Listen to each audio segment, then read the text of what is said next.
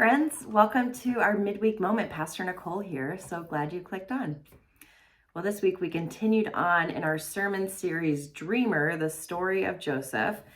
And we got to the part where Joseph finds himself in prison.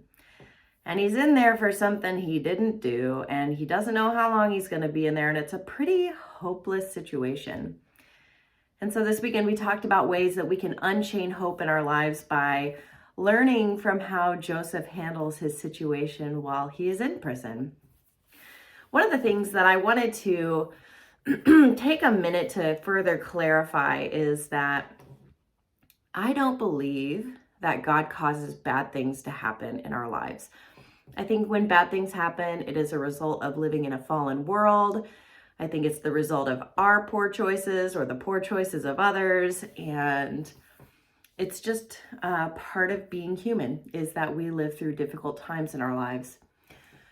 So there might be some who would look at Joseph's situation and say, oh, God put him in prison because he is going to use him in that place to do great things and da-da-da-da. And I just cannot get on board with that kind of theology. In my mind, God is all good and can only do good things. There is nothing that God can do that isn't full of love, isn't full of grace, because that's who God is. God is all love, and God can only cause love in the world. However, when we do find ourselves in those dark times, when we find ourselves in situations that are awful, terrible, just the worst, I do believe that God works in those situations to bring about as much good as possible. So Joseph finds himself in prison. He could have just left himself there to, rot. He could have wallowed in his sorrow. But as we talked about in the sermon, he doesn't do that. Instead, he chooses to have a good attitude. He kind of works his way up. How does this happen? He works his way up and becomes like a leader in the prison, even though he's a prisoner. He does this amazing thing. Now, I believe that is God working through Joseph. I believe that God helped Joseph to be able to change his attitude, to make the most of the situation that he was in. I think that God brought along a situation that's going to help him to, move out of being in prison. He's able to interpret the dreams of two of Pharaoh's former servants, and that is going to propel him into a life-changing situation. Now, I don't believe that God put those servants in jail, but I think they got themselves in jail or whatever happened. They got put in jail, and God used that situation to make a difference. Now, God can see and knows all things, right? So God knows what is coming, and God, isn't necessarily like a puppet master orchestrating things, but God is directing us, guiding us, whispering in our ear, trying to lead us in the direction that's going to bring about the most good in the most horrific of situations.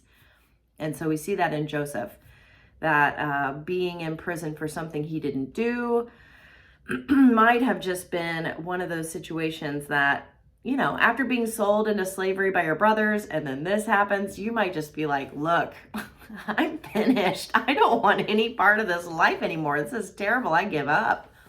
But I think that God was pushing and prodding and prompting Joseph to change his attitude so that he could work his way up, so that he could have influence over these two servants, so that his circumstances could be changed.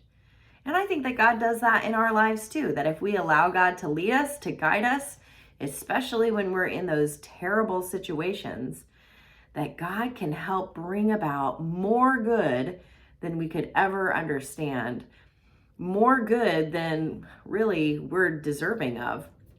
But that's what grace is, right? Grace is an undeserved gift, something that we could never earn. And I think that's God's goodness in our lives, God's grace, that we don't earn it. We could never earn it, but God brings it into our lives so that we can continue to do his good work so that we can continue to experience his faithfulness and his love. And, it's pretty incredible when you take some time to stop and think back through your life of how God has been faithful. Sometimes we miss it because we don't stop and kind of look back and take a minute to think about how God has been faithful to us. But I think when we do that, not only are we honoring God by acknowledging his faithfulness, but it helps us then to be able to see his faithfulness moving forward. It helps us to be more attuned to God's goodness as we move forward in our lives. And so that's my challenge to you this week. Maybe just take some time to think about how God has been faithful to you in the darkest parts of your life. How did God bring about good in a terrible circumstance? And see how God was faithful to you so that as you're continuing to move through life, you can be more attuned to his faithfulness.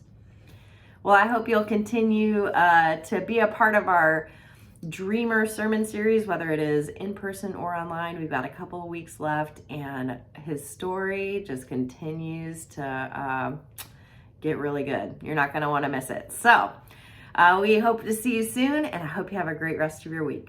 Bye.